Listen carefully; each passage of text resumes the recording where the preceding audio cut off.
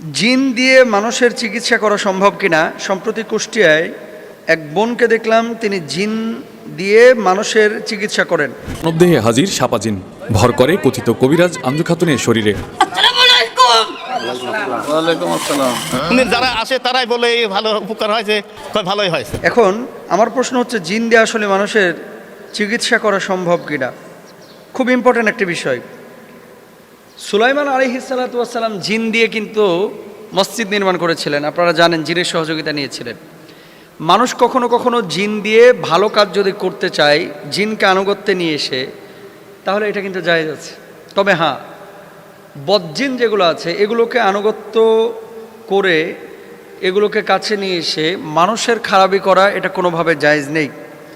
কুষ্টিয়ার কুমারখালীর কথা যখন বলেছে এই বোন, আমি খুঁজলাম যে কোনো ভিডিও আছে কিনা এটা নিয়ে। পরে দেখলাম যে আসলেই তো very interesting. Jamuna television news করেছে। থামেন।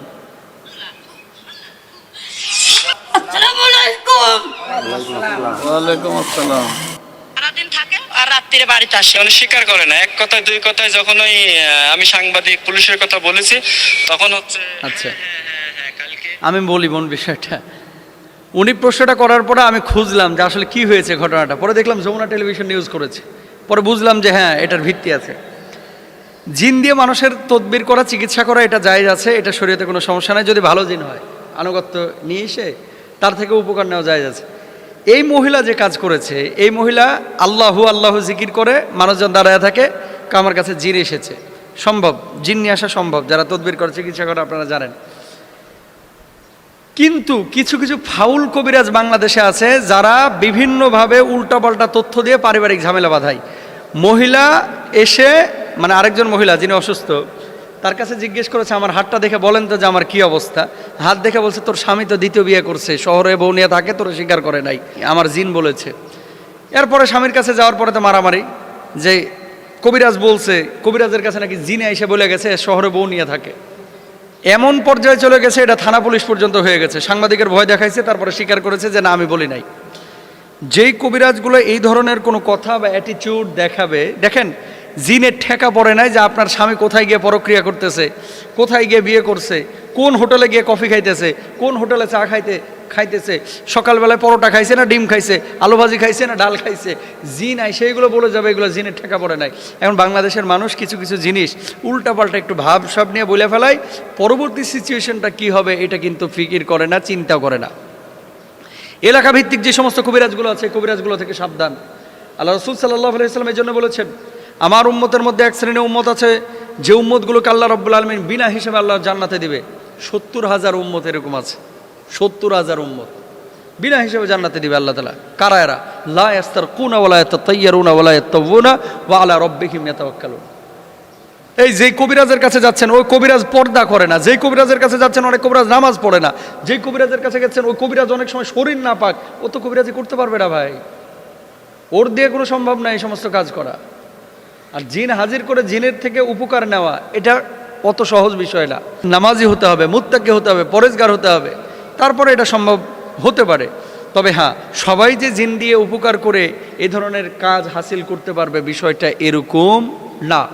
এলাকাভিত্তিক কবিরাজ, আমার বাড়ির পাশে যে ঈদের ছুটিতে গেলাম রাজশাহী, আমার আপন ভাইয়ের শ্যালক সারাক্ষণ জিমায়, মাথা এখানটায় চিনচিন করে গোল হইয়া, বয়স বেশি না, 23-24 বছর বয়স, বুকের বাম পাশে ব্যথা করে, কামড়ায় ধরে থাকে, হঠাৎ সুস্থ, হঠাৎ অসুস্থ।